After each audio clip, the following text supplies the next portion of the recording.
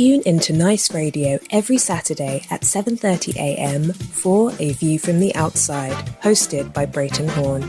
A View from the Outside takes a look at key issues affecting St Vincent and the Grenadines and gives a global perspective on how these issues are viewed. Host Brereton Horne will examine a variety of topics to enlighten, stimulate debate, and explore solutions. Hear the facts, hear the real-life stories, hear A View from the Outside. Join Brereton Horne at 7:30 a.m. every Saturday on Nice Radio for A View from the Outside. This society needs a spectacle. It might help us to see some evil. This society needs a spectacle.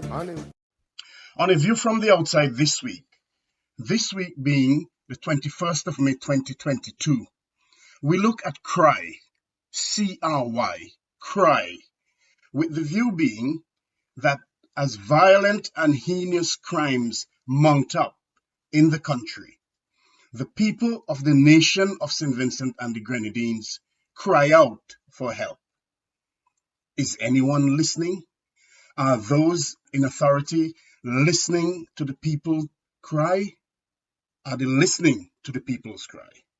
Or do they pretend only at election time that they hear the people's cry when they offer the crumbs which they share out? The Merriam-Webster dictionary defines cry simply as the public voice raised in protest.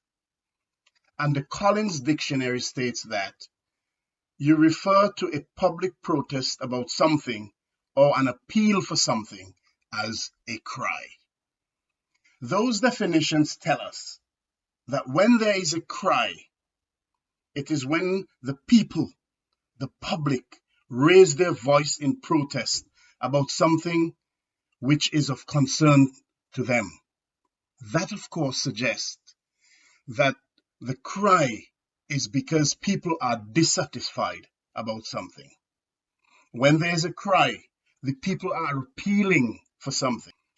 It therefore stands to reason that when the people or the public cry, they expect to be heard, not mimicked, not chastised, not bullied and shouted at, not humiliated or patronized. When the people or the public cry, they expect a solution or solutions, and they expect things to get better, not worse.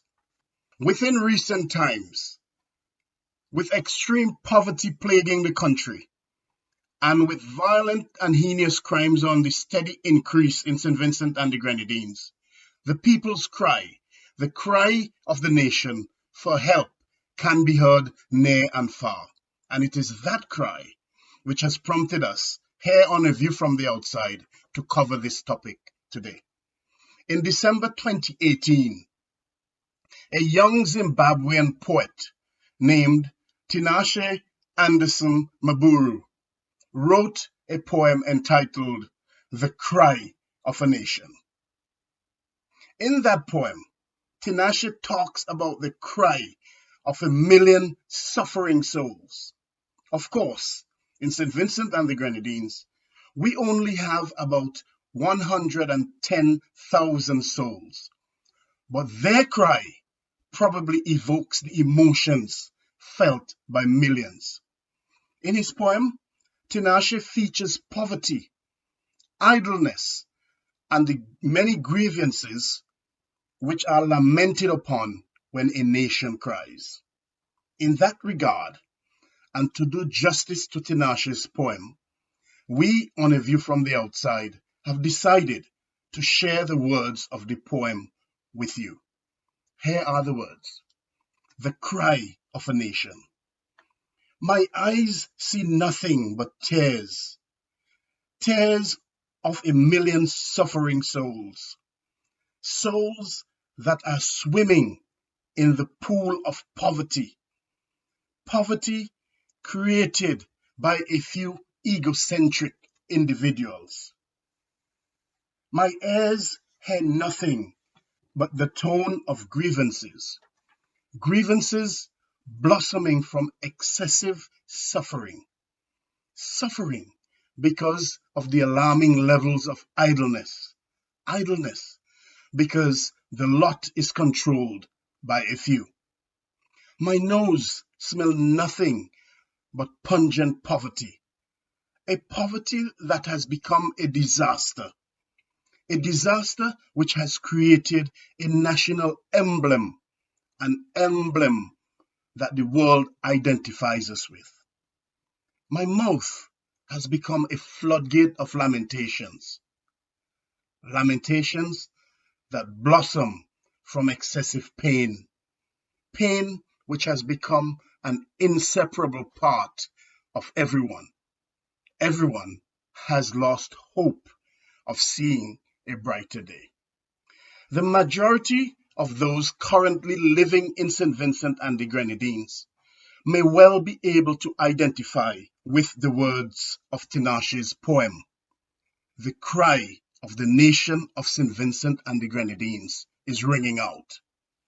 Just last week, the 14th of May 2022, on this program, A View from the Outside, we covered the topic cause, and we looked at the causes of crime and whether the Unity Labour Party government under the leadership of Prime Minister Ralph Gonsalves has been tough on the causes of crime, which they promised to do when they came into power some 21 years ago.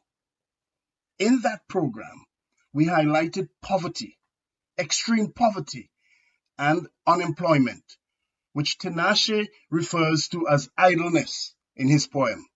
And we identified those two things as two of the major causes of crime. We spoke about how those two factors, among others, impact on the people of the nation, and how extreme poverty and the high unemployment rate have created more stress on the people and thus in some way contribute to the surge in violent and heinous crimes which are plaguing the country. Since last week's program, reports coming out of the country give every indication that things are worsening and the people, the public at large, are questioning whether those in authority are listening to the cry of the people and whether they really care. Gun crime is rapidly on the increase in the country. Young men in particular are being killed with regularity. So much so that 4 killings were reported in 4 days. And not too long after that, the dismembered parts of a young female's body were found discarded like thrash in a crocker's bag. And since then, the decomposing body of a 7-year-old boy was discovered in suspicious circumstances. The number of killings in St Vincent and the Grenadines continue to mount up. The gruesome way by which the young female appeared to have met her death has squarely put the spotlight on the rapid increase in violence against women in the country. Rape and sexual assaults, particularly against women and girls, are reported to be rising steadily. And against that backdrop, the cry went out that something must be done to protect the people generally, and for something to be done to stop violence against women and girls in the country. The nation of St Vincent and the Grenadines is crying.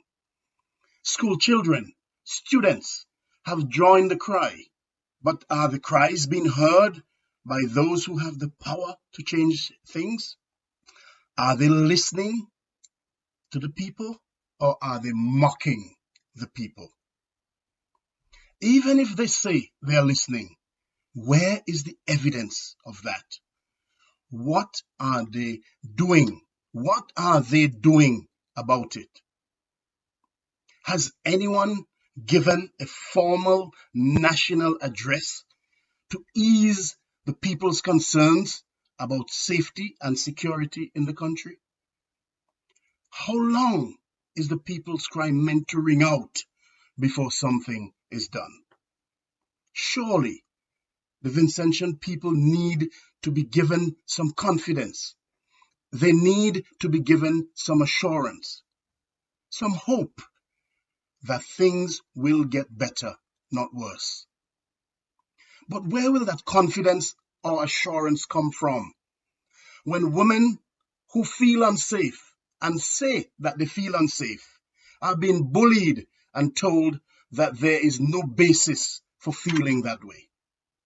Can the few prospering egocentric individuals who are seen as contributing to the people's cry ever be able to allay the people's fears and concerns?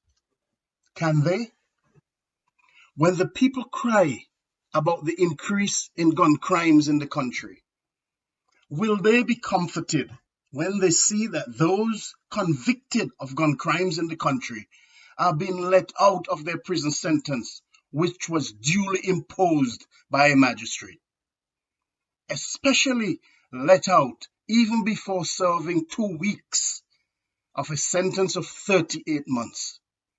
No matter the explanation, will the nation be comforted by that? What message is that sending to the criminals in the country? What message is that giving to the people who feel unsafe? As the people, including the children of the country, cry out, who is giving them hope? The image by which we are being characterized is not a good one, and that is speaking internationally. The image by which we are being characterized is not a good one.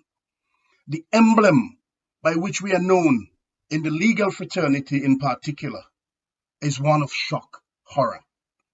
The questions are being asked, how can such a small country with such a relatively small population have such an extremely high crime rate?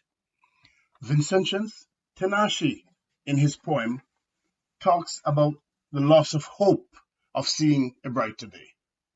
However, we on A View from the Outside say that that does not have to be the case pertaining to St Vincent and the Grenadines anymore. Even if those in authority seem not to be hearing your cry, and even if you think that hope for a brighter day seems elusive right now, do something about it to ensure that hope does not completely elude the nation, St. Vincent and the Grenadines. Do something about it. Do something to ensure that a brighter day dawns for St. Vincent and the Grenadines. Do something about it for the young people who now appear to be getting the message and joining the cry. As you endeavor to do something about it in the days, weeks, and months ahead, and as the effort is made to get more young people to join the cry, we on A View from the Outside leave you, especially the young people of the country, with the words of the legendary American civil rights activist Malcolm X, who said, "I learned early that crying out in protest could accomplish things." Until next week, this is Brereton Horne with A View from the Outside, with a reminder to send your feedback as usual to aviewfromtheoutside@hotmail.com. We also invite you to visit and like our Facebook page at A View from the Outside, and also visit and subscribe to our YouTube channel at JMB Horne. Have a pleasant Saturday, Justin, you and everyone. Have a wonderful Sunday, and have a productive week ahead as the cry continues to ring out for change